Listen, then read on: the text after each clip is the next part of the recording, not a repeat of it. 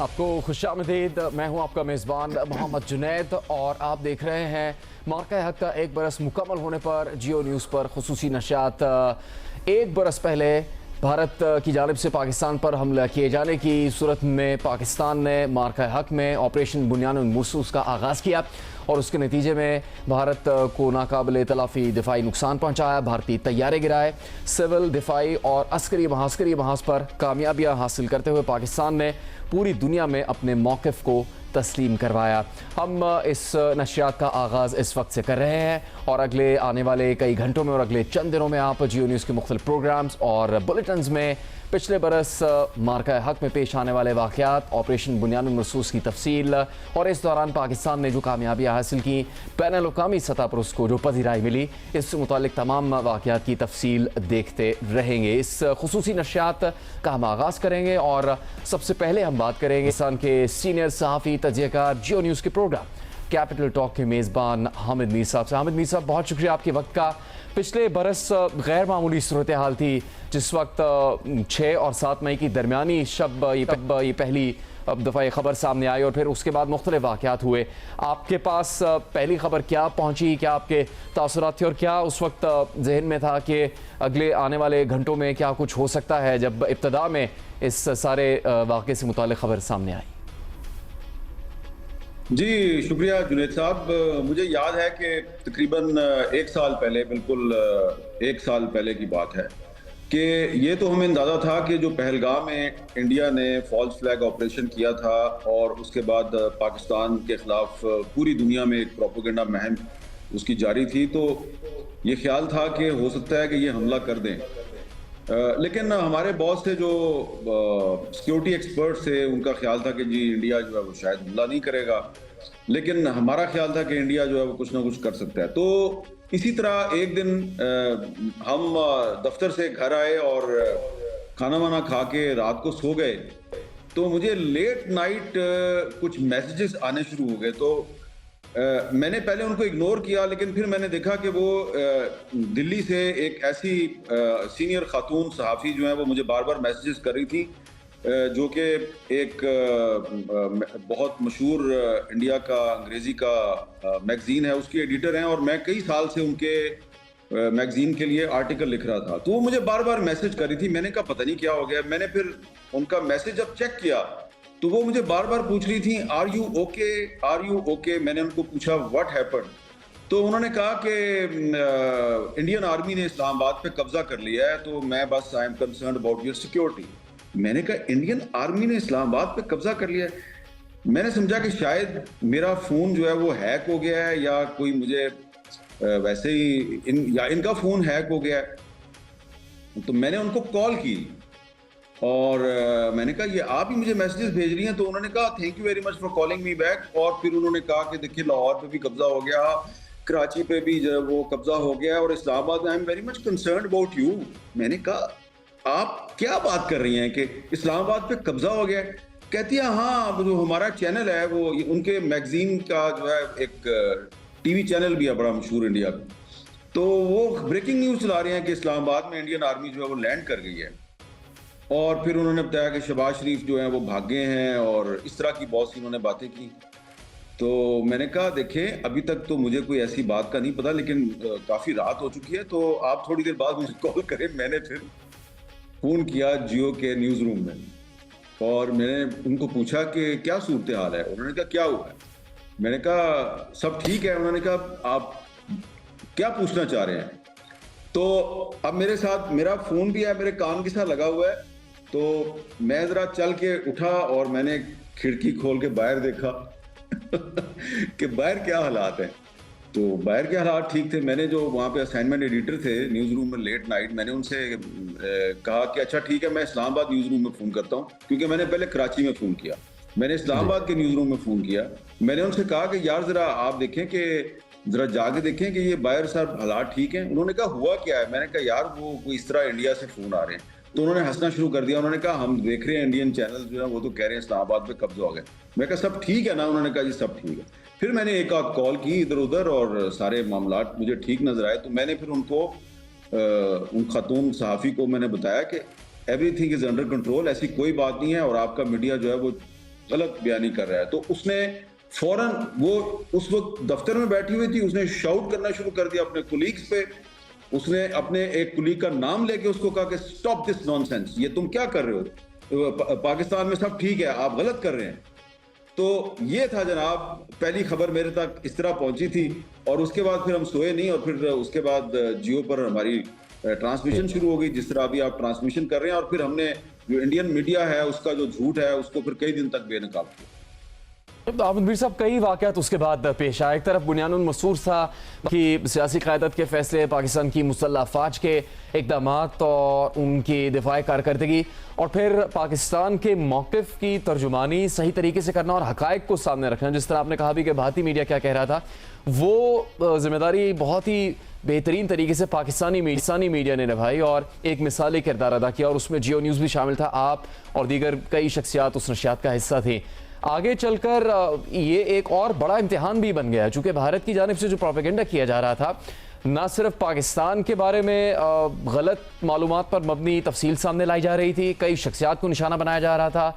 और भारत में तो कई शख्सियात ऐसी जिन्होंने आपको बराह रास्त भी निशाना बनाया उस वक्त, और फिर उसके हवाले से आपने मौक़िफ़ भी दिया, अपना जवाब भी आपने सामने रखा। तो उसकी कुछ तफसील अगर आप हमें बता सकें।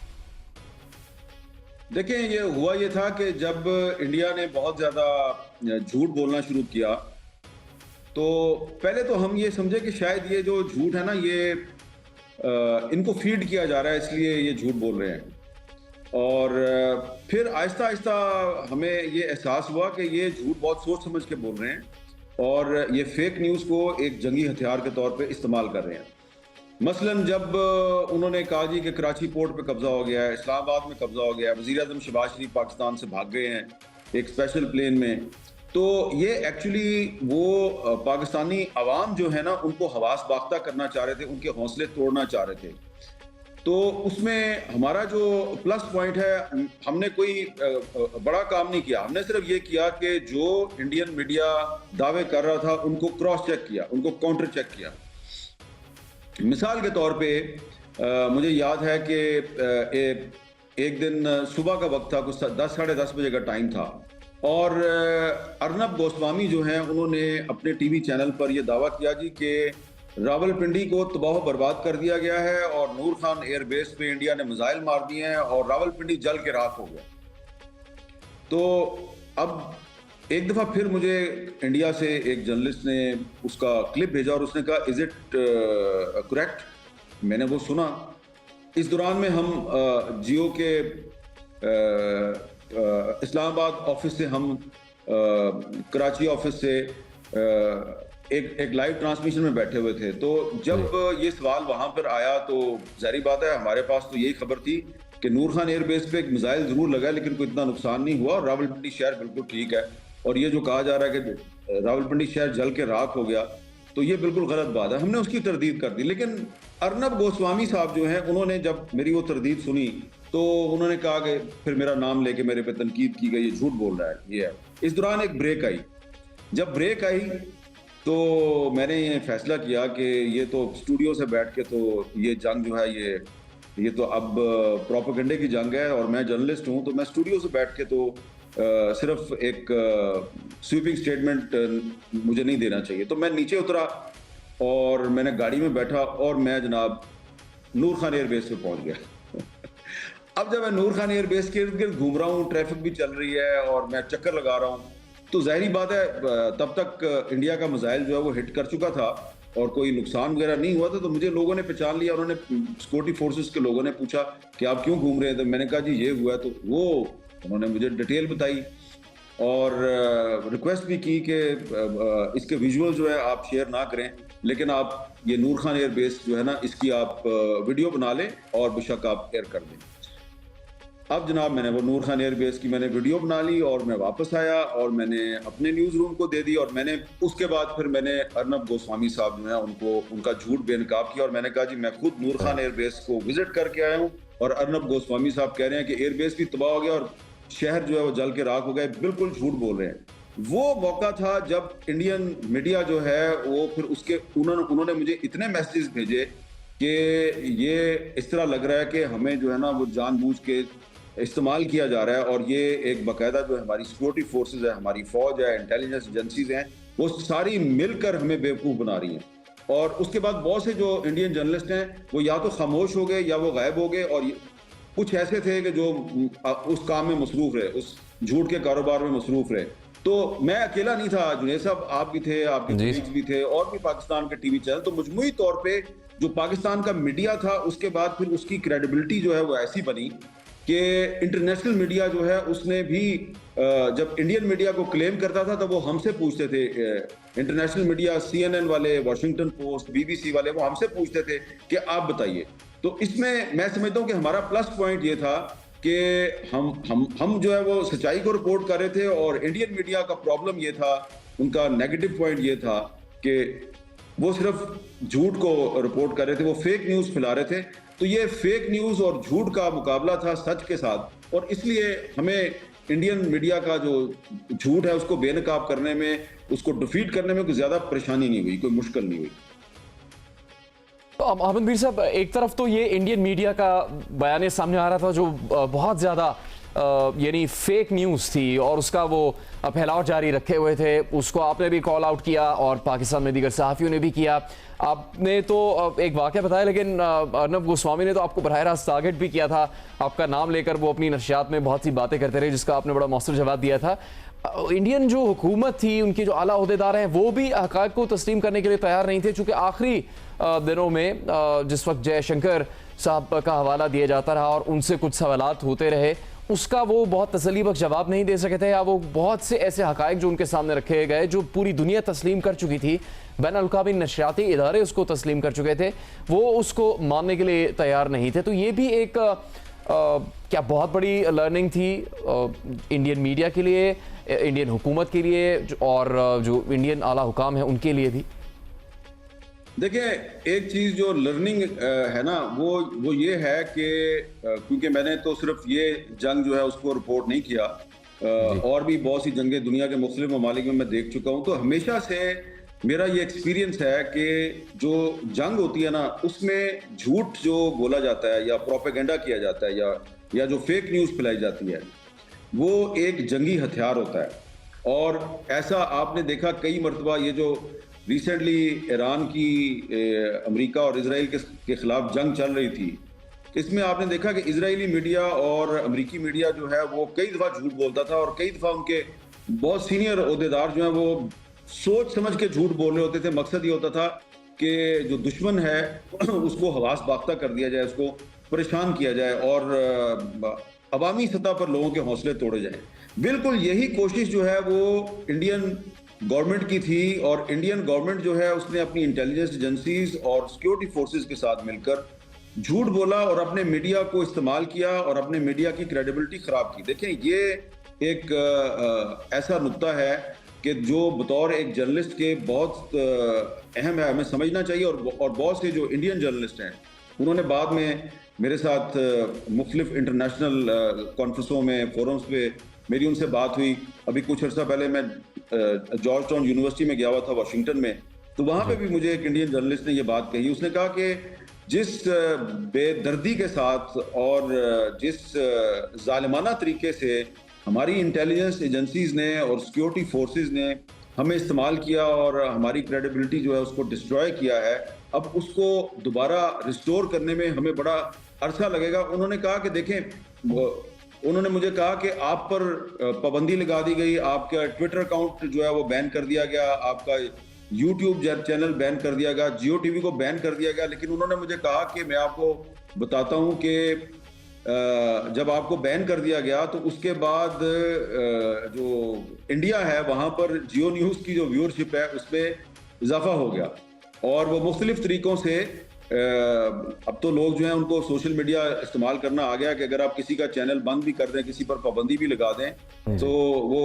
कोई ना कोई रास्ता ढूंढ लेते हैं। तो उन्होंने कहा जी कि ऐसा लग रहा था कि इंडिया की जो अवाम है वो अब इंडियन टीवी चैनल्स को नहीं देख रही, वो किसी ना किसी तरीके से यूट्यूब पे जाके और किसी तरीके से वो जियो न्यूज़ को देख रहे थे या दीगर पाकिस्तानी चैनल्स को देख रहे। उन्होंने कहा कि ये एक केस स्टडी है, और अभी फिलहाल तो हम इसको अपनी यूनिवर्सिटियों में नहीं पढ़ाएंगे, लेकिन आने वाले वक्त में सिर्फ अमेरिका और यूरोप की यूनिवर्सिटियों में नहीं बल्कि इंडिया की यूनिवर्सिटियों में भी इसको एक केस स्टडी के तौर पे पढ़ाया जाएगा कि जंग के दौरान कोई मुल्क जो है वो अगर सिर्फ फेक न्यूज़ या प्रोपेगेंडे के लिए अपने मीडिया को इस्तेमाल करता है झूठ फैलाने के लिए, तो वो मीडिया जो होता है उसकी क्रेडिबिलिटी, उसकी रेपुटेशन तबाह बर्बाद हो जाती है और अपने ही मुल्क के अवाम जो है वो उस अपने मीडिया को, अपने टीवी चैनल्स को, अपने एंकर्स को के साथ गाली गलौज करते हैं। उन्होंने मुझे नाम बताए 2-3 बड़े मशहूर इंडिया के जो टीवी एंकर्स हैं कि उनके लिए मुश्किल हो गया था कि वो बाहर सड़क पे नहीं जा सकते थे। लोग कहते थे तुम झूठ बोलते हो, तुम गोदी मीडिया हो, तुम मोदी से पैसे लेके हमें झूठी खबरें सुनाते हो और हम तुम्हारा टीवी चैनल नहीं देखते, अब हम पाकिस्तान के टीवी चैनल देखते। तो मैं ये समझता हूँ कि ये नरेंद्र मोदी ने और इंडियन इंटेलिजेंस एजेंसीज ने जिस तरीके से अपने मीडिया का गलत इस्तेमाल किया, उससे उनकी हुकूमत को जो नुकसान होना था, लेकिन इंडियन मीडिया की जो क्रेडिबिलिटी है वो इतनी खराब हुई है कि अभी तक उनको वो रिस्टोर करने में कामयाबी नहीं हो रही। राइट। आमिर मीर साहब, पिछले बरस भी हम उन नशरियात का हिस्सा थे जिसमें इस ऑपरेशन की तफसील और वाक़यात के बारे में जियो न्यूज़ की टीम बयान कर रही थी। आमिर मीर साहब, आपका बहुत बहुत शुक्रिया आज की इस नशरियात में शामिल होने के लिए। हम आगे भी मज़ीद शख्सियात से गुफ्तगू करेंगे। सीनियर सहाफ़ी, सीनियर तजज़ियाकार मज़हर अब्बास हमारी इस नशरियात का हिस्सा है। मज़हर अब्बास साहब, एक बरस बीत चुका है, लेकिन इस दौरान जो कामयाबियाँ पिछले बरस 6 मई के बाद 10 मई तक पाकिस्तान ने हासिल की थी, उसका सिलसिला आगे ही बढ़ता चला गया। एक बहुत ही खूबसूरत अंदाज से ये बात बयान की गई कि जो जंग में कामयाबियाँ पाकिस्तान ने हासिल की थी उसके ज़रिए से अमन हासिल किया, और उस अमन का पैगाम सिर्फ फिर पाकिस्तान तक नहीं रखा बल्कि दीगर ममालिक तक, पूरी दुनिया तक पहुँचाया। और इस वक्त पाकिस्तान दुनिया के एक बहुत बड़े तनाज़े को हल करने के लिए भी अपना एक इंतहाई ख़ास और इंतहाई गैर मामूली किरदार अदा कर रहा है। उस 6 मई और 7 मई की दरमियानी शब और उसके बाद आने वाले दिनों की आपकी याददाश्त क्या है? आपके जहन में क्या ऐसे वाक़यात हैं जो अब तक ताज़ा हैं? और उसके बाद जो एक बरस गुजरा है, इस दौरान जो पाकिस्तान ने बैनुल-अक़वामी सतह पर पज़ीराई हासिल की, सिफारती कामयाबी हासिल की, उसके बारे में आप क्या सोचते हैं? देखिए जुनैद, पहली चीज़ तो ये कि जब 65 की जंग हुई तो मैं बहुत बिल्कुल बच्चा था, 7-8 साल का, तो ज़ाहिर है जो कुछ भी सुना वो अपने वालिदैन से सुना। 71 की जंग का एक तल्ख तजुर्बा रहा। ज़ाहिर है स्टूडेंट एज ए स्टूडेंट शायद हमें वो इन्फॉर्मेशन नहीं मिल रही थी, लेकिन ये जो जंग है इसने बड़ा प्लेजेंट सरप्राइज़ दिया।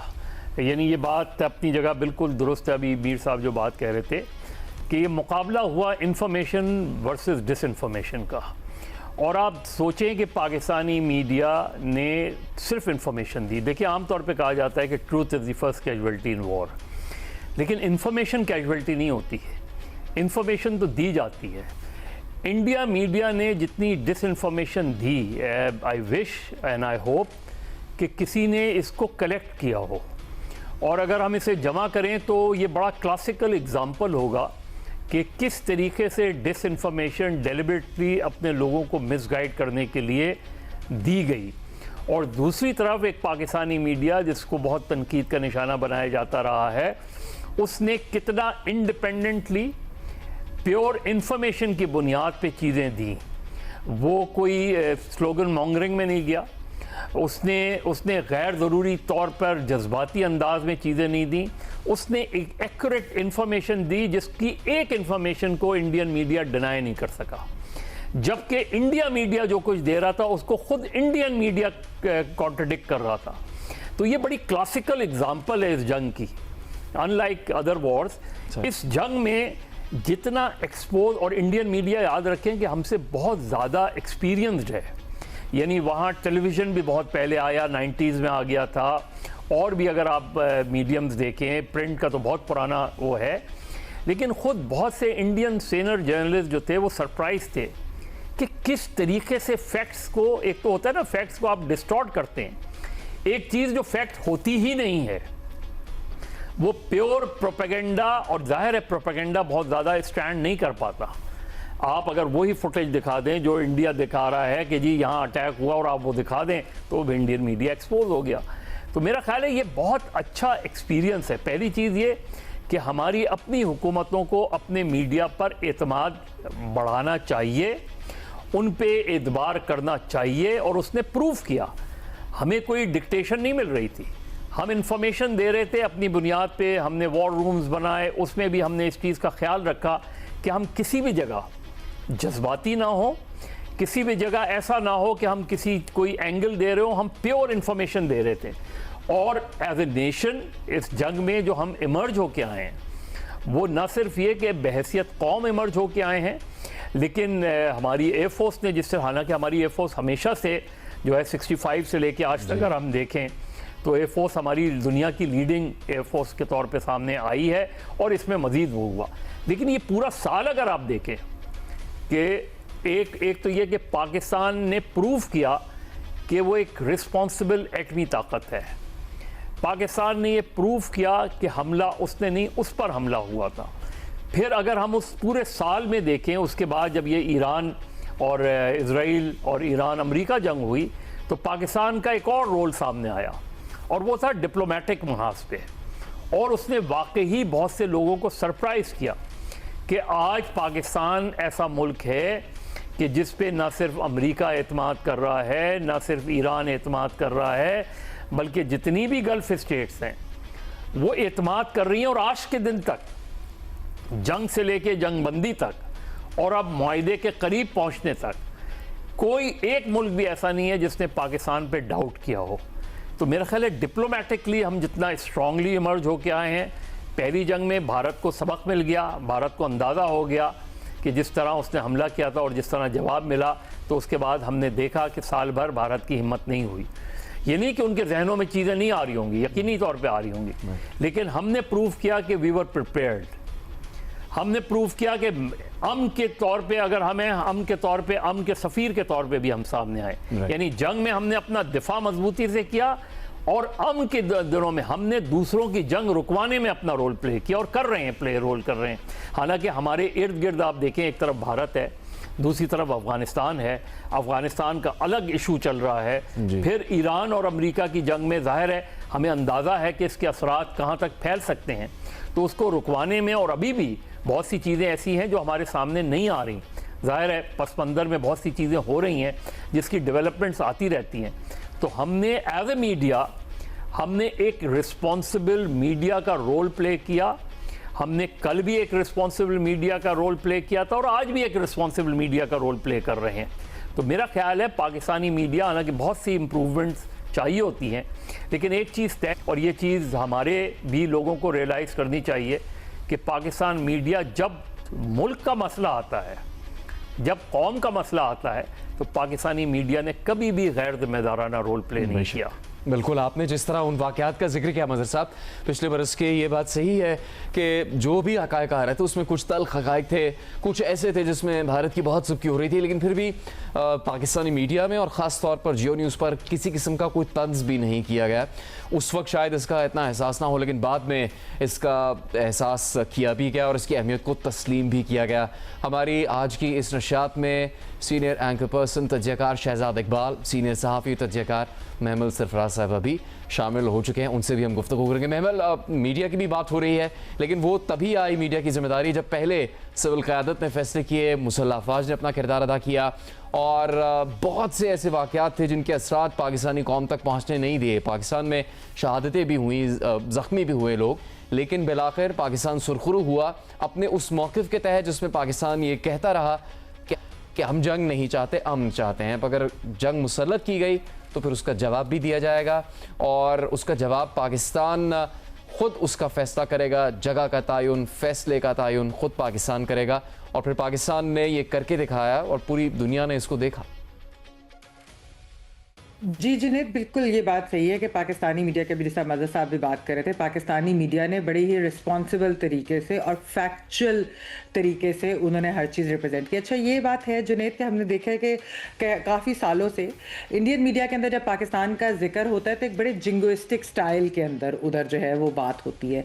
और ख़ास तौर पर जब से मोदी रजीम आई है तब से हमने देखा है जो गोदी मीडिया, कि वो तो जिस तरह बात ही पाकिस्तान के बारे में करते हैं, वो ऐसे लगता है कि जैसे वो रिपोर्टिंग या एनालिसिस नहीं दे रहे, वो कोई उनकी ज़ाती दुश्मनी है, वो उस तरीके से बात करते हैं। हम लोग जब इंडिया के ऊपर बात करते हैं तो हम उसको एक डिस्पैशनेट एनालिसिस और जिस तरह होता है कि फैक्ट्स के ऊपर के हो क्या रहा है और उस चीज़ के ऊपर बात करते हैं। हम लोग उसको इस तरीके से नहीं लेते जिस तरीके से इंडियन मीडिया ने किया था। और ये बात है कि देखें, उसकी वजह से आप ये देख लें कि इंडियन मीडिया की क्रेडिबिलिटी अब नहीं रहेगी। और ये खाली इंडियन मीडिया की क्रेडिबिलिटी की बात नहीं है, ये मोदी रिजीम की अपनी क्रेडिबिलिटी की भी बात है। आप देखिए जुनैद के पूरे इस एक साल के अंदर, ख़ास तौर पे जो उन्होंने ऑपरेशन सिंदूर जो उन्होंने लॉन्च किया था, और वो तो कहते हैं कि अभी भी चल रहा है, पता नहीं क्या चल रहा है इतनी ह्यूमिलिएटिंग डिफीट के बावजूद भी। उसके बाद पूरे के पूरे साउथ एशिया के अंदर जो आप कह लें कि एक जियो पोलिटिकल लैंडस्केप जो है वो चेंज हुआ, वो बदला। और वो दुनिया के अंदर जिस तरीके से हमने देखा कि पाकिस्तान की डिप्लोमेटिक रेलेवेंस और पाकिस्तान को एक क्रेडिबल मुल्क, रिस्पॉन्सिबल मुल्क की तरह देखा गया, और इंडिया इररेलेवेंट हुआ। और ये मैं आपको बताती चलूँ कि मेरे उधर भारत के अंदर सहाफ़ियों से, एकेडमिक्स से बात होती है, और वो ये बात कहते हैं कि फ़ॉरेन पॉलिसी के अंदर जिस तरीके से इंडिया आइसोलेट हो गया, ये हमने देखा नहीं था। और पाकिस्तान की तो जो ख़ासतौर पर ईरान और अमेरिका के दरमियान जो इस वक्त सालसी का भी जो किरदार हम अदा कर रहे हैं, इसकी वजह से दुनिया के अंदर भी हमें एक बहुत अच्छी निगाह से देखा जा रहा है कि पाकिस्तान पीस के लिए जो है ये सब कुछ कर रहा है, जबकि दुनिया वर्ल्ड वॉर 3 के दहाने पर थी। और जहाँ तक ये जो इंडिया पाकिस्तान जंग की भी बात है, उसके अंदर भी पाकिस्तान ने बहुत रिस्ट्रेंट से काम लिया। जुनैद, जंग की बातें हो रही थी, जब ये अटैक भी हुआ उस वक्त भी हमने उसको ना सिर्फ ये कि टेररिस्ट अटैक को कंडेम किया, हमने ये भी कहा कि कोई इम्पार्शियल न्यूट्रल इन्वेस्टिगेशन भी की जाए, लेकिन नज़र आ रहा था कि इंडिया एक अनप्रोवोक्ड, इलीगल, अनलॉफुल अटैक हम पर करेगा, एक बुज़दिलाना। लेकिन उसके बाद जो हमने जवाबी कार्रवाई की, वो भी हमने रिस्ट्रेंट के साथ की, और इंडिया ही बार बार प्रोवोक कर रहा था। तो जिसकी वजह से ऑपरेशन बनियानुम मरसूस जो है फिर वो लॉन्च हुआ, और उसके बाद इंडिया जो है वो सीज फायर के लिए भागा अमेरिका और बाकी ममालिक के पास गया। राइट शहजाद साहब, बहुत से वाक़यात हैं, चूँकि आप उस नशियात का हिस्सा भी थे, दीगर तमाम अपने साथियों के साथ, शाज़िब खानज़ादा साहब थे, हामिद मीर साहब थे, आप थे, और दीगर कई शख्सियात थी, महमल साहिबा थी, मज़हर अब्बास साहब भी थे। बहुत से वाक़यात हैं, चूँकि सभी लोग उसमें किसी ना किसी तरह शामिल थे, तो अब वो वाक़यात तो बेशुमार हैं, लेकिन आज के इस दिन अभी 6 मई ख़त्म नहीं हुई है, और फिर 7 मई जब शुरू होगी, 6 और 7 मई की दरमियानी शब ये पूरा सिलसिला शुरू हुआ था। आपको क्या कुछ सबसे पहले याद आया, और आपने कुछ ख़ास मकामात का दौरा भी किया है, जो मिसाइल लॉन्चिंग सिस्टम है वो देखा भी, और हम भी आपके प्रोग्राम के तवस्सुत से देख सकेंगे। क्या सबसे अहम याद आपके सामने है पिछले बरस की, चूँकि ये पाकिस्तान के लिए नहीं बल्कि पूरी दुनिया के लिए एक बहुत बड़ा वाक़या था, जो 6 और 7 मई की दरमियानी शब शुरू हुआ पिछले बरस? जी जुनैद, बहुत शुक्रिया। इसमें कोई शक नहीं है, एक बहुत बड़ा इवेंट था, और मेरे ख्याल से मार्का हक इन ट्रू सेंस पाकिस्तान के लिए एक गेम चेंजर और एक टर्न अराउंड साबित हुआ है। क्योंकि सिर्फ जंगी मैदान में हमें फतह हासिल नहीं हुई, हमें सियासी तौर पे, सिफारती तौर पे, नैरेटिव की वॉर में और साइकोलॉजिकल वॉर में। मेरे ख्याल से ये नुकता बड़ा अहम है, हम अक्सर इसको डिस्कस नहीं करते, क्योंकि कई मरतबा ये डिस्कस होता रहा है कि पाकिस्तान जो है वो कंपैरेटिवली इतना एक अमीर मुल्क नहीं है जितना इंडिया है, उनके पास स्ट्रॉन्ग इकोनॉमी है, उनका जो दिफाई बजट है पाकिस्तान से बहुत ज़्यादा है, गालिबन दुनिया में 3 से 4थे नंबर पर आता है उनका जो दिफाई बजट है। तो अगर खुदा ना खास्ता एक जंग छिड़ती है, तो कन्वेंशनल वॉरफेयर में पाकिस्तान कब तक इंडिया का मुकाबला कर सकता है? तो ये मेरे ख्याल से एक बहुत बड़ा साइकोलॉजिकल ब्लॉक था पिछले कुछ सालों में, जो हमें महसूस होता था। लेकिन इस मार्का हक में हमने ये बताया है कि चाहे एयरफोर्स हो, चाहे बड़ी फौज हो, हमने उनका डट के मुकाबला किया, और किसी भी पॉइंट पे कोई ऐसी चीज सामने नहीं आई कि पाकिस्तान अगर न्यूक्लियर स्टेट है तो फिर कोई इंतहा पे मामला पहुंच गया तो हम कुछ भी कर सकते हैं। नहीं, हमने कन्वेंशनल वॉरफेयर को, एक लिमिटेड वॉरफेयर को उसी तरीके से लड़ा जिस तरीके से दुश्मन ने हमें अटैक किया, हमारा दिफा भी बिल्कुल वैसा ही था। और इनफैक्ट जो 9-10 को हुआ उस पर तो हमने जो दिफा है अपना, या जो उनको कहा था हमने कि now you just wait and see, क्योंकि पहले ही हम ये वार्न कर चुके थे कि जगह और वक्त का तयन हम करेंगे। तो वो जो रिस्पांस था मेरे ख्याल से उसने इंडिया को एक तो मजबूर किया कि वो पीछे हटे और कहीं ना कहीं सेटलमेंट करे और मामले को खत्म करे, और उसमें ऑब्वियसली अमेरिका ने बड़ा इंपॉर्टेंट रोल प्ले किया। सिफाती तौर पे आप देख लें, उसके बाद से डोनाल्ड ट्रंप जो है वो fantastic field marshal, my favourite prime minister, इस तरह के लफ्ज अदा कर रहे होते हैं। पाकिस्तान का दिफाई मुआहदा हुआ सऊदीया के साथ, तो ऑब्वियसली हमने अपनी एक स्ट्रेंथ शो की कि हम डिटरेंस में किस हद तक जो है कामयाबी से अपना दिफा कर सकते हैं। तो ये मेरे ख्याल से चीजें बड़ी हद तक मैटर की है। नैरेटिव में आप ये देखें कि हमेशा ये होता था कि जब भी खुदा न खास्ता कोई हमला होता था, इंडिया पे अगर कोई हमला हो गया तो पाकिस्तान के ऊपर फौरी तौर पे इल्जाम आता था, और जब इंडिया अगर एलिगेशन लगाता था पाकिस्तान पे तो पाकिस्तान से ये सवालात उठते थे कि आप अपने यहाँ दहशतगर्दी को कंट्रोल करें। इस वाकये में ऐसा कुछ नहीं हुआ, इसमें भी नहीं हुआ था, पुलवामा में भी नहीं हुआ था, क्योंकि दोनों सूरतों में दोनों वक्त हमने ये कहा था कि आप इंडिपेंडेंट न्यूट्रल इन्वेस्टिगेशन करा लें, आप हमें सबूत दे दें, हम तहकीकात कर लेंगे। लेकिन क्योंकि on the global forum India ने कभी वो सबूत दिए नहीं, तो लिहाजा उनका जो नुक्ता नजर है, उनका नैरेटिव जो है वो कमजोर रहा, और पाकिस्तान को इसमें बड़ा फायदा हासिल हुआ। क्योंकि दुनिया कह रही थी कि पाकिस्तान तो कह रहा है यूएन की आप सबाई में इन्वेस्टिगेशन करा लें, आप जिस फोरम पे चाहते हैं इंडिपेंडेंट इन्वेस्टिगेशन करवा लें, और साथ में आप जाफर एक्सप्रेस की भी करवा लें। इंडिया उसके लिए नहीं आया। तो मेरे ख्याल से इस पॉइंट ने पाकिस्तान के नैरेटिव को बड़ा मजबूत किया, और माजी की तरह पाकिस्तान पे उंगलियां नहीं उठाई गई। पर्सनली हम सबके लिए एक बहुत बड़ा माइलस्टोन था, क्योंकि जब भी कोई इस तरह का कॉन्फ्लिक्ट होता है, कॉन्फ्लिक्ट होना तो अच्छी बात नहीं है, लेकिन हम साथियों को एक मौका मिलता है कि एक्सपीरियंस करने का, कि किस तरीके से हम न्यूज हासिल करते हैं और उसको अवाम तक पहुंचाते हैं अपनी जिम्मेदारी के साथ। वो नहीं कि जो इंडिया कर रहा है कि लाहौर की बंदरगाह जब तबाह कर दी, कराची पे कब्जा हो गया, इस्लामाबाद पे कब्जा हो गया। तो हमें एक रिस्पॉन्सिबल तरीके से अपनी सोर्स पे रिलाई करके किस तरीके से इंफॉर्मेशन, दुरुस्त इंफॉर्मेशन पास ऑन करनी है टू द व्यूअर्स, ये ऑब्वियसली हर साथी के लिए एक बहुत ही इंटरेस्टिंग इवेंट भी होता है और जिम्मेदारी के लिए भी होता है। जैसे आपने हम सब का नाम लिया, मुझे याद है उस दिन रात को जब उन्होंने मुरीद के पे भावलपुर पे अटैक किया और उसके बाद पाकिस्तान ने उनके जहाज गिराए, आप उस वक्त होस्ट कर रहे थे ट्रांसमिशन, मैं भी था, शाजिर खानजादा भी थे, हामिद मीर साहब भी थे, और उस वक्त मुझे इन्फॉर्मेशन आ रही थी। मैं बड़ा खुशकिस्मत फील करता हूँ अपने आप को कि जो जहाज पाकिस्तान ने गिराए, और मैंने उसको जियो पे बताया कि 2 जहाज हो चुके हैं, फिर बताया 3 सबसे जहाज पहले वो खबर जियो न्यूज पर सबके लिए शेयर की। वो जुनेद ब्रेकिंग न्यूज नहीं भूलती, जो शहजाद नंबर्स जैसे जैसे दे रहे थे कि हम भी सोच रहे थे कि ये, और बाद में तो वो बिल्कुल कंफर्म भी हो गए। तो वो शहजाद ने जो दी, बहुत रिस्पॉन्सिबिलिटी से दिए थे नंबर्स। और उस वक्त जब हमारी सोच से बात हो रही थी, उन्होंने कहा 4 हो चुके हैं, 5 हो चुके हैं, तो जुनेद एक लम्हे के लिए मुझे भी लगा कि मतलब ऐसा ना हो कि कोई हमें मिसफीड कर रहा हो ना, कि गलत इंफॉर्मेशन दे रहा हो कि ये कैसे हो सकता है कि हम उनके जहाज पे जहाज गिरा रहे हैं। और जब मैंने उनसे पूछा पाकिस्तान के कितने जहाज गिरे हैं, तो उन्होंने कहा कोई जहाज नहीं गिरा है पाकिस्तान का। फिर इवेंचुअली वो 6 हो गए, और बाद में पता चला जिसमें 3 रफेल, मेघ और Su-30 थे। और आपको मैं बताऊं, 6-7 जब सुबह बजे, तो मेरे जो अपने साथी दोस्त थे वो मैसेज करके, फोन करके मजाक उड़ा रहे थे कि पता नहीं पूरी रात तुमने जहाज गिराए हैं और कहाँ है वो जहाज। लेकिन सुबह रॉयटर्स की स्टोरी और फिर द हिंदू ने एक अपना ट्वीट किया था जिसमें उन्होंने खुद एक्सेप्ट किया था कि 3 जहाज की डेब्रीज उनको मिली हैं, और फिर उनको वो डिलीट करना पड़ा अपनी टाइमलाइन से ट्वीट, क्योंकि वहां पे एक बैकलैश आ रहा था, उनके ऊपर तनकीद हो रही थी। तो वो खबर बाद में इवेंचुअली दुरुस्त साबित हुई। अब तो पता है आपको, दुनिया भर में कहा जाता है 6060। औरंगजेब साहब जो एयरफोर्स है, उन्होंने भी इसको तस्दीक की बाद में। ट्रम्प साहब तो उसको 11 तक लेके चले गए, चले उसमें भी हमारा फायदा है, क्योंकि कहीं पे भी ये कोई भी एक चीज सामने नहीं आई है कि पाकिस्तान का जो है कोई मज़हर साहब, आप कुछ कह ही रहे थे इससे पहले कि पाकिस्तान की एयरफोर्स की सलाहियतें पहले से ही पूरी दुनिया में तस्लीम शुदा हैं, और फिर इस जंग में भी एक उसका इम्तिहान था। देखिए, हमें जो चीज़ एनालाइज करनी चाहिए वो ये कि इंडियन मीडिया इतनी डिसइंफॉर्मेशन क्यों फैला रहा था। क्या वो बीजेपी का वो माइंडसेट है जो हमें इंडियन मीडिया पे अक्सर नज़र आता है, और वो माइंडसेट है क्या? एक तो ये कि अनलाइक इन पाकिस्तान में इंडिया से इख्तलाफ ज़रूर है, लेकिन हेट हिंदू या हेट इंडिया वाला नैरेटिव आपको नहीं नज़र आएगा। इंडिया में आप कल्चरली ले लें, हत्ता तो ये कि आपने क्रिकेट के मैदान में भी देख लिया जो उनका रवैया था, उनकी फिल्में देख लें, उनके हर शोबे में वो हेट पाकिस्तान बयानियाँ जो है वो तेज़ी से फैला रहे हैं, और पिछले चंद सालों में हमें ये बहुत वाज़े तौर पे चीज़ नज़र आई। उसके मुकाबले में पाकिस्तान में आपको ज़्यादा सैनिटी नज़र आएगी, इख्तलाफ अपनी जगह, चीज़ें अपनी जगह होंगी, लेकिन और यही चीज़ ट्रांसलेट होती है, ये चीज़ नज़र आती है।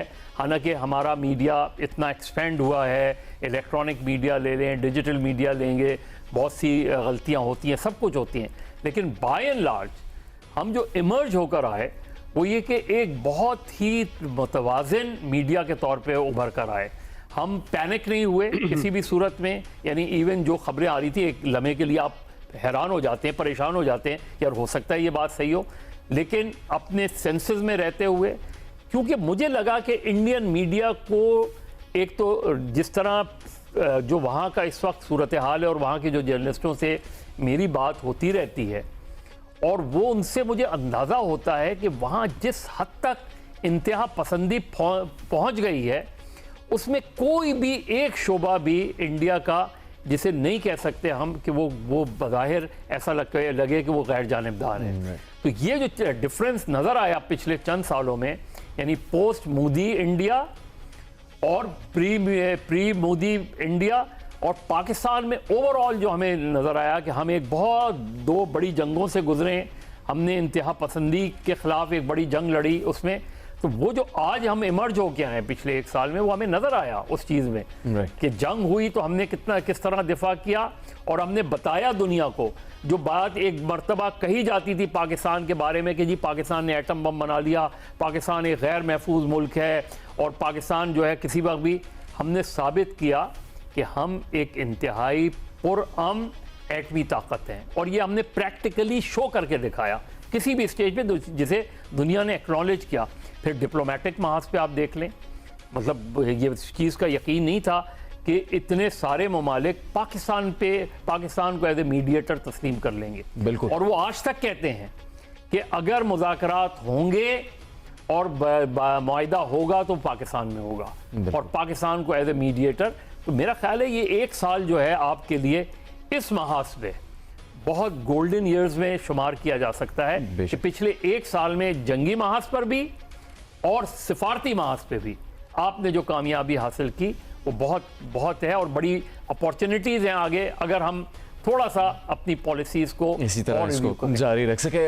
शहजाद, आप चूंकि जब बात कर रहे थे उन वाक़यात की, तो उसमें कुछ की मोमेंट्स थे जिनसे पासा पलट गया बिल्कुल इस जंग का, और ये आपने दुरुस्त फरमाया कि ये खबर भी अहम थी, इस खबर में कामयाबी भी थी, लेकिन ये भी ख्याल रखना था कि हम इस तरह से उसका जश्न नहीं मना सकते, क्योंकि पाकिस्तान जंग का हामी नहीं था। पाकिस्तान ये मौक़िफ़ बरकरार रखता रहा अपना कि हम जंग नहीं चाहते, हम कोई तबाही नहीं करना चाहते, लेकिन हम पर जंग मुसल्लत की जाएगी तो फिर जो जवाब दिया जाएगा वो इस जंग का फैसला करेगा कि वो कैसे ख़त्म होगी, और वैसे ही हुआ। तो जब आपके पास ये खबर आई कि जहाज़ गिरा दिए गए हैं, पाकिस्तान एयरफोर्स किस तरह से कारकर्दगी दिखा रही है, और उसकी फिर अगले 3 दिन में जो तफसील आई वो तो होश उड़ा देने वाली थी, चूँकि ये कहा गया कि शायद अब रिवायती डॉग फाइट होती नहीं है एयरफोर्स टू एयरफोर्स, लेकिन फिर ऐसी खबरें आई बैनुल-अक़वामी सतह पर जिसमें कहा गया कि डॉग फाइट तो हुई है, but one of its own kind dog fight हुई है, जो पाकिस्तानी एयरफोर्स की कमाल महारत को तस्लीम करते हुए तफसील सामने रखी गई। तो इन खबरों में एक तो हसासियत बहुत ज़्यादा थी, वो आपका तजर्बा कैसे रहा, और फिर 2-3 ऐसे मौके थे जिसमें शायद ये बात खुलकर सामने आई कि उन मौक़ों पे पाकिस्तान के जो इक़दाम थे उसने फैसला कर दिया कि किस तरह ये जंग ख़त्म होगी, और फिर वो इसी नतीजे पर ख़त्म हुई जिस तरह महमल ने कहा कि भारत को तस्लीम करना पड़ा कि सीज़ फायर करना होगा उसको। जी जुनैद साहब, मीडिया पे एक पॉइंट, इंडियन मीडिया ये क्यों करता है? वो इसलिए करता है क्योंकि इसमें तो चले उनके पास कोई स्टोरी नहीं थी ना टू सेल, तो दे हैड टू लाई। दूसरा ये कि वो बहुत ज्यादा बॉलीवुड इन्फ्लुएंस है पूरा इंडिया, उनका आईपीएल होता है उसमें भी बॉलीवुड है, उनका जो अब मुझे लगता है मेन स्ट्रीम मीडिया है वो भी अपने आप को कहीं ना कहीं कंपीट कर रहा होता है बॉलीवुड से। अगर एक तरफ धुरंधर बनेगी तो जाहिर सी बात है अगर रुझान लोगों का वहां पे होगा तो जो मीडिया है उसको भी तो कुछ ना कुछ दिखाना पड़ेगा ना, तो वो भी अपना एक धुरंधर क्रिएट करते हैं जिसमें बहुत ज्यादा मिस इन्फॉर्मेशन होती है। दूसरा ये आप बिल्कुल ठीक कह रहे हैं कि अब डॉग फाइट जो है ना वो ऐसा नहीं कि 2 जहाज बहुत ही करीब से स्मॉल आर्म से लड़ रहे होंगे, अब जमाना है बियॉन्ड विजुअल रेंज का। पाकिस्तान को क्लियर कट एज हासिल था क्योंकि पाकिस्तान के जो J-10C तैयारे थे वो PL-15 मिसाइल से लेस थे जिनकी रेंज तकरीबन 200 से 280 किलोमीटर होती है। तो हमारे जितने भी जहाज थे वो तो उनके रडार सिस्टम में ही नहीं आ रहे थे। जब वो आए पाकिस्तान तो उन्होंने बहावलपुर पे हमला किया, मुरीद के पे हमला किया, हमारे जहाज फौरन एयरबॉर्न हुए, और क्योंकि हमारी रेंज ज्यादा थी हम देख सकते थे तो उनके जहाज हमारी रेंज में थे, हमने उनको लॉक किया, क्यों मिला लॉक किया और उनको हमने शूट डाउन किया। और मैंने ये बताया था शाहजेब साहब के प्रोग्राम में कि जो सबसे जो हमने आप कह सकते हैं कि सबसे ज्यादा दूर से जिस जहाज को गिराया वो तकरीबन 98 नॉटिकल माइल्स दूर था, यानी कि 190 किलोमीटर। तो इतना तो रफेल जो है वो तो हमें देख ही नहीं सकते थे हमारे J-10Cs को या JF-17 को कि हम कहां पर है। तो वो इस पे CNN का बड़ा इंटरेस्टिंग आर्टिकल था कि इट वाज द बिगेस्ट और the largest air fight in ever in the world, जिसमें उनके तकरीबन 80 से 85 जहाज थे और हमारे 35 से 40 जहाज थे। तो आप सोचें कि अगर 35 से 40 जहाज हो और एक भी हमारा लॉक ना हो सके, एक भी हमारा जहाज गिरे ना, तो ये एक बहुत बड़ी अचीवमेंट है। और इसका इंपैक्ट आपने देखा जब 9 तारीख को उन्होंने हमला किया और हमारी फिर बड़ी फौज ने जवाब देना शुरू किया, जिसमें फतेहमान हमने पहली मर्तबा फायर किए। टुवर्ड्स द एनिमी, उस दिन आप ये सोचे कि पाकिस्तान का टोटल कंट्रोल था एयर स्पेस के ऊपर, क्योंकि पाकिस्तान जहाज तो उस दिन भी एयरबॉर्न हुए, लेकिन इंडिया का एक जहाज एयरबॉर्न नहीं हुआ, बिकॉज दे न्यू इट कि टेक्नोलॉजिकली वो बहुत पीछे हैं। वो जैसे एयरबॉर्न होंगे पाकिस्तान उनको देख सकेगा, उनके जहाजों को, पाकिस्तान एयरफोर्स, लेकिन उनके जहाज के रेंजेस में हमारे जहाज नहीं आएंगे। तो उस दिन टोटल जो कंट्रोल है पाकिस्तान का वो एयर स्पेस पे था, और मेरे ख्याल से इसने पाकिस्तान को बहुत बड़ा एक बूस्ट दिया। और फिर उस रात ऑब्वियसली जब उन्होंने दोबारा नूर खान बेस पे अटैक करने की कोशिश की और दीगर उन्होंने अटैक्स किए, तो पाकिस्तान ये पहले ही कह चुका था कि जो जहाज गिरे थे पहले दिन, वो हमारा एक दिफाई एक्ट था ना, कि आप आए एज एन एग्रेसर, हमने अपना दिफा किया। लेकिन उसी दिन ये बता दिया गया था कि पाकिस्तान विल रिस्पॉन्ड, यानी कि उसी वक्त हमारी एक फौज की राय थी कि हमने भी उनकी सरजमीन पे मिसाइल तो मार रहे हैं। अब उसमें 1-2 दिन का गैप आया जिसमें तकरीबन 100 से ज्यादा उनके ड्रोन यहां पर आए, पाकिस्तान फिर भी तहमुल का मुजाहरा करता रहा। और जिस दिन नूर खान एयरबेस अटैक हुआ उसके बाद आपने देखा फतेह 1 मिसाइल से किस तरीके से उनके तकरीबन 12 से 13 उनके एयरफील्ड्स को जो है वो निशाना बनाया गया, उनकी S-400 की बैटरी थी उसको तबाह किया गया। तो वो पाकिस्तान के लिए एक बहुत बड़ी अचीवमेंट थी, और उसके बाद दुनिया को पता था कि अब ये जंग इतनी एस्केलेट हो जाएगी कि इसमें सालिस का किरदार अदा करके इसको बंद करवाना जरूरी है। And that's when obviously America intervened और इसको बंद करवाया। आप ये सोचें जब 6 तारीख को अटैक हुआ था, तो उसके बाद अमेरिका हो या पाकिस्तान के, मैं जानता हूं कई और दोस्त ममालिक जिनका नाम लेना मैं बेहतर नहीं समझता, वो पाकिस्तान को एडवाइस कर रहे थे कि यार इंडिया एक बड़ा मुल्क है, बड़ी इकोनॉमी है, बड़ी फोर्स है, उन्होंने गुस्सा निकाला है, आप उनको गुस्सा निकालने दें, ignore it and move on.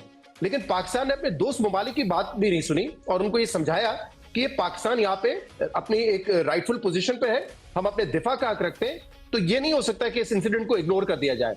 तो पाकिस्तान वेट कर रहा था, उन्होंने शायद एंटिसिपेशन में पहले ही नूर खान एयरबेस को अटैक करने का सोचा, और फिर पाकिस्तान ने उस दिन जो रिस्पॉन्ड किया, उसके बाद सालिस भी आए, दोस्त भी आए, जो दो ऑब्वियसली ऐसे ममालिक जिनका ताल्लुक दोनों से हो, पाकिस्तान इंडिया से, और उन्होंने उसको डी एस्केलेट करवाया। और मेरी पहले दिन से ये राय थी कि देखें इंडिया जो है ना, वो उड़ी हो या पुलवामा हो, पहलगाम हो, उसमें बार बार उनको एक शायद कॉन्फिडेंस है कि हम घुस के मारेंगे और पाकिस्तान रिस्पॉन्ड नहीं कर सकेगा। सो वंस फॉर ऑल हमें इसका जवाब देना था। जवाब नहीं देते तो शायद अगले साल फिर कोई वहां पे अटैक होता जिसको वो पाकिस्तान के ऊपर डालते और फिर अटैक करते। तो मेरे ख्याल से अब जो जवाब दिया गया है, उनको गुस्सा तो बहुत है, हो सकता है मिस एडवेंचर फिर कर दे मोदी साहब, लेकिन दे नो कि अब एक बिफिटिंग रिस्पॉन्स आएगा। मोदी साहब को दोबारा ये सोचने की जरूरत नहीं है कि हमने तो दहशतगर्दों को मारा था, आपने हम पर ही हमला कर दिया। इस गलत फहमी में नहीं रह सकते एटलीस्ट वो। अब उनको पता है कि अगर वो कोई मिस एडवेंचर करेंगे तो पाकिस्तान अटैक करेगा। ऑल्दो पाकिस्तान की अभी भी यही ख्वाहिश है कि पाकिस्तान और इंडिया को तमाम मसाइल पर बैठ के बात करनी चाहिए, इंक्लूडिंग कश्मीर, इंक्लूडिंग टेररिज्म, और कोई इसका वे आउट नहीं है। आप लड़ना चाहते हैं लड़ते रहेंगे, पहले इतने सालों से लड़े, इतनी जंगें लड़ चुके हैं, कहीं पाकिस्तान को कोई नुकसान नहीं हुआ, पाकिस्तान खड़ा हुआ वहीं पे, तो पाकिस्तान वहीं खड़ा रहेगा। तो ये पाकिस्तान ने बड़ा क्लियरली, आप बिल्कुल ठीक कह रहे हैं कि बार बार ये कहा था जंग से पहले, 6 मई से पहले हमने कहा था वी वांट टू टॉक, आप एविडेंस दे, अगर एविडेंस हमारे कोई खिलाफ होता है, कोई यहाँ पे कोई ऐसे है लोग मौजूद, तो उनके खिलाफ कार्रवाई भी होगी। बट एक दफा उन्होंने अटैक कर दिया, then we were very sure कि जहाज गिराना तो एक ही था, लेकिन इसका बदला जरूर लिया जाएगा, और वो हमने देखा 9-10 11 को। महमल, जिस तरह उस शब्द की बात हो रही है जब ये मार्का शुरू हो चुका था, बहुत से वाक़यात रात गए देर में ही हुए, यानी रात 12 बजे के बाद कुछ ऐसे वाक़यात पेश आते थे तो उस पर बाकी पाकिस्तान का मीडिया भी अपना किरदार अदा कर रहा था और मीडिया कवरेज आ रही थी। और जियो में भी, जियो न्यूज़ पर हमारे जो दीगर एंकर्स हैं उनमें फराज अहमद और मोहम्मद अवैस भी ट्रांसमिशन में रहे।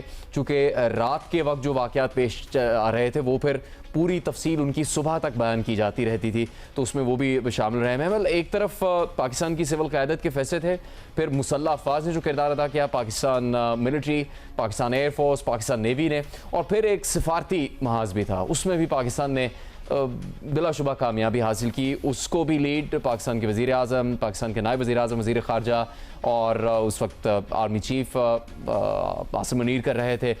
किस तरह से आपको लगता है कि उन वाक़यात में जिस एतमाद के साथ पाकिस्तान ने अपना मौक़िफ़ भी तस्लीम करवाया और फिर उसके नतीजे में जो अमन हासिल हुआ वो भी पूरी दुनिया के सामने है, उसने कितनी मदद की पाकिस्तान का ये एक समझ लीजिए एक ये तस्वीर पेश करने में पूरी दुनिया के सामने कि पाकिस्तान अमन चाहता है और उसने अमन हासिल भी किया है अपनी शराइत पर? देखिए जुनैद, पहली चीज़ तो ये है कि पाकिस्तान ने जो है हमने दहशतगर्दी जो है वो ख़त्म की अपने मुल्क के अंदर। हमने ये भी दुनिया को दिखाया कि ये चीज़ हम कर सकते हैं। लेकिन जो इंडिया है, जो कि हमें इंटरनेशनली और डिप्लोमेटिकली जो आइसोलेट करने के लिए एक प्रोपेगेंडा करता था कि पाकिस्तान एक दहशतगर्द मुल्क है, वो फिर दुनिया के सामने एक्सपोज हुआ खुद एक दहशतगर्द, आलमी दहशतगर्द मुल्क के तौर पर। जिस तरह उन्होंने कनाडा के अंदर जो है उन्होंने असैसिनेशन कराई, फिर उन्होंने अमेरिका के अंदर ट्राई की, बाकी ममालिक के अंदर भी कुछ ममालिक के अंदर, पाकिस्तान के अंदर वो ये करते हैं, तो ये स्टोरी सामने आई। अच्छा, पाकिस्तान के अंदर जो BLA और TTP को जो सपोर्ट भारत से जो है वो मिलती है, इसके भी जो एविडेंस हमने जो है वो सारी दुनिया के सामने भी रखे। इसलिए उनको मालूम है ये बात, जो अभी जाफर एक्सप्रेस की भी शहजाद जो बात कर रहे थे, वो यही वजह है कि उन्हें मालूम है कि ताने बाने क्योंकि इंडिया से मिलते हैं इस सारे क्रॉस बॉर्डर टेररिज्म के, तो इसलिए वो इस चीज़ को मानना नहीं, तस्लीम नहीं करना चाहते थे, और ना ही वो चाहते हैं कि वो इस तरह की इन्वेस्टिगेशन के अंदर जो वो शामिल हो। अच्छा जुनैद, जो ये बात है जो आपने कहा कि पाकिस्तान का रोल जो दुनिया ने तस्लीम किया, इसके अंदर मैं आपको बताती चलूँ, अभी जैसा शहजाद बात कर रहे थे, तो एक कुछ ममालिक ने इस तरह की भी बात हुई कि फाइनेंशियल हम पे प्रेशर डालने की कोशिश की कि आप जो है रिटेलिएट ना करिएगा, कुछ जो इस तरह के मामलात हो सकते थे, उसके ऊपर भी पाकिस्तान ने कहा कि रिटेलिएट तो हम करेंगे, आप हमें इन चीज़ों से आप जो है वो डरा नहीं सकते, ठीक है जो भी इसके कॉन्सिक्वेंसेज होंगे, लेकिन रिटेलिएट हम करेंगे और हम अपने वक्त का तयन करके करेंगे। इंडिया की जो मैं बात करती चलूँ जुनैद, असल मसला ये है कि they take themselves too seriously. दूसरा, जो पूरा एक इंडिया शाइनिंग का उन्होंने एक फसाड बनाया हुआ था ना, जिस तरह शहजाद अभी बॉलीवुड की, कि अब उनके मीडिया के अंदर भी बॉलीवुड की जो झलक आ रही है, यानी धुरंधर लगता है कि धुरंधर ही चल रहा है वो उनके अपने मीडिया के अंदर भी, तो ये जो चीज़ें, ये उनकी फॉरेन पॉलिसी के अंदर भी यही चीज़ें हमें नजर आ रही थी। वो अपने आप को समझ रहे थे, उन्होंने आज तक जो है वो हार तस्लीम नहीं करी। अभी शहजाद ने जो है आज ट्वीट की, बड़ी इंटरेस्टिंग बात है जुनैद, जो इन्होंने कि जो है ऑपरेशन बुनियानुम मरसूस जहाँ से शुरू हुआ उस जगह की इन्होंने अपनी तस्वीर ट्वीट की प्रोग्राम की, तो उसके ऊपर भी अगर आप उसके नीचे जवाब देखें जो इंडियंस के हैं, वो ये है कि वो तस्लीम नहीं कर रहे। तो जो इंडिया उस माइंडसेट से नहीं निकला कि हम हार भी सकते हैं और इतनी बुरी तरह से हम शिकस्त खा सकते हैं, ये जो उनका, मैंने कहा ना कि वो they take themselves too seriously, तो ये बड़ी एक अनफॉर्चुनेट सी चीज़ है। पाकिस्तानी, आपको मालूम है कि इवन इस जंग के अंदर जहां हम बहुत सीरियस बातें करें, हमारी मीम गेम भी बड़ी स्ट्रांग थी। वहां पर ड्रोन हमले हो रहे थे, हम जो मीम्स भी बना रहे थे, हमारे लोग भी, आपने देखा ड्रोन खुद भी शूट कर रहे हैं, वो हेल्प कर रहे हैं।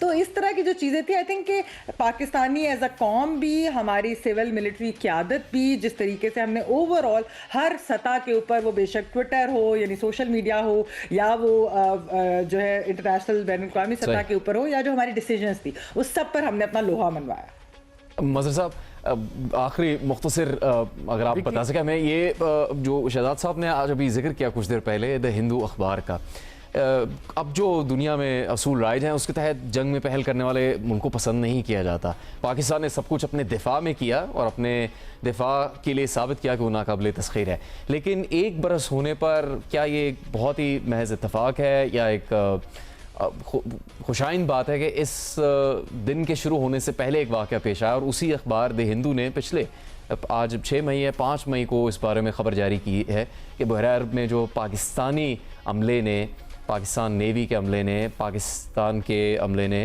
भारतीय जहाज़ और उसके अमले की मदद की है, उनको इमदादी सामान और खुराक पहुँचाया। उसकी खबरें भारतीय मीडिया में भी पब्लिश की गई। देखिए बड़ी बात है और यही बात है। देखिए मेरे ख्याल में इस जंग के दौरान Trump was the turning point, क्योंकि अमेरिका आमतौर पे हम तारीख़ी तौर पे समझते हैं कि शायद अमेरिका और वो इंडिया के साथ जाके खड़े होते हैं इसमें, और ट्रंप ने ये कहा भी बार बार, ये बात की डोनाल्ड ट्रंप ने कि पाकिस्तानी प्राइम मिनिस्टर को जैसे ही मैंने कहा जंग के उसका, तो उन्होंने कहा हम तो इस पे एटमी ताकत उस पे लिए तैयार ही वो नहीं हैं, हम बिल्कुल हम चाहते हैं, हमने तो जंग शुरू ही नहीं की, जंग तो मुसल्लत की गई हम पे।